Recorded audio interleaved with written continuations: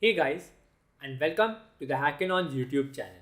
In this video, we will understand the slicing method that is present in the Python programming language. So if you do not know what is slicing in the programming paradigm is usually known to slice or avail certain amount of data from a given large amount of data. For example, I've created a variable called as text, and the variable stores a string of Python. So if I only want to collect the first two characters, that is py, I will slice data to get that. And we will see how to do that in this video. So the most simple method of slicing is using the start and end step method. So let me show you how do we do that. So let me say I want to collect only the first two characters, that is py, from the Python text. So I'll say is my text, and now I want to slice the first two characters. So let's try to understand how do we do that. So first thing is we call the variable name that we created on top, that is text. Then we open the square brackets, and as you can see on top here, I've created the text Python. So basically indexing can be performed in two methods. One is the positive index method and the other is the negative index method. So positive indexing method starts from the whole integer 0 and it ends to the length of the number -1. So the length of the string here is Python, which is 6. So the indexing starts from 0 to n-1, that is 6 minus 1, which is 5. Likewise, if you want to perform negative indexing, you simply start indexing -1 from the last element, and that incurs to the last element point by each decrement value. So looking at this text, let's try to understand how do we slice the first two characters, that is py. For that, we need to use the start method point from where the indexing will start and the end indexing point. So it's really simple. You can see the start indexing point is starting from 0. So I'll put 0 and then I'll put a colon, and now let's put it 1 because y is ending at the index 1. And let me print the output and show you what is the desired output that we will be getting. And as you can see here, we expected the values py, but we only got the character p, which sounds a bit absurd, which means we have something to learn from here. Whenever we give this first step point, that is the start pointer in the index, and then when we provide the last step point, that is the end step, we always need to provide end step plus 1 length of its argument.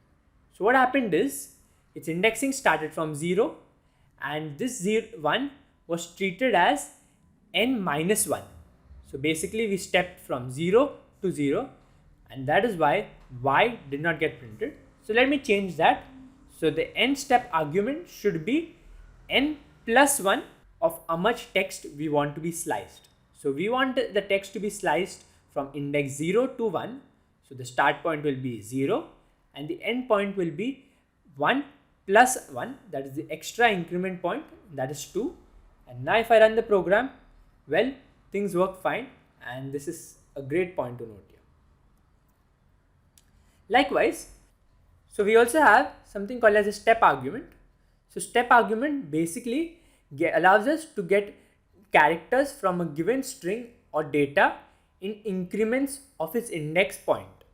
So for example, let's say I want to slice in from data from 0 to the last element, that is 5 plus 1, so that is 6.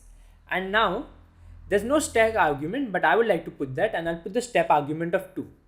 So let's guess and think about what would be this output.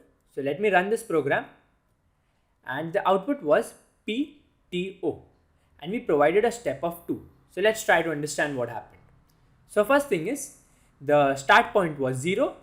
So likewise it started with P, and then it checked for the end point, which is 6, which is great, that is the last element. But then it realized that we have provided a step argument of 2. So what does the compilation do is, does not stop at the y character, directly jumps 2 steps ahead. That is from py jumps to y, that is 1 step, and then it jumps to t, that is its second step. And when it jumps on its second step, checks whether is it in the given range, and well, yes it is, and that is why that gets printed on our output window.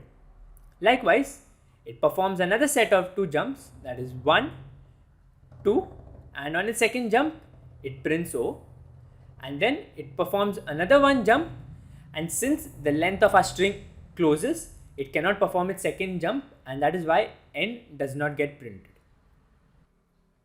So this was how we seen how to perform indexing using the positive integers method. We also can do it using the negative integers method.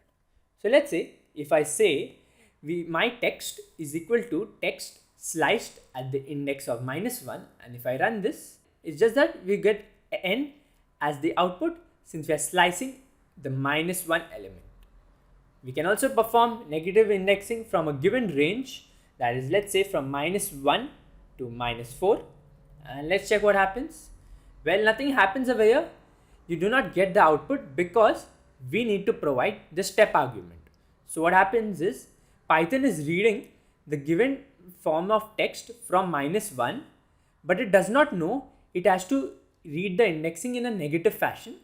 So we will simply specify that in the step argument. So I will say -1, and well, now the output works perfect. So it started from N, then it went to O, and then it went to H.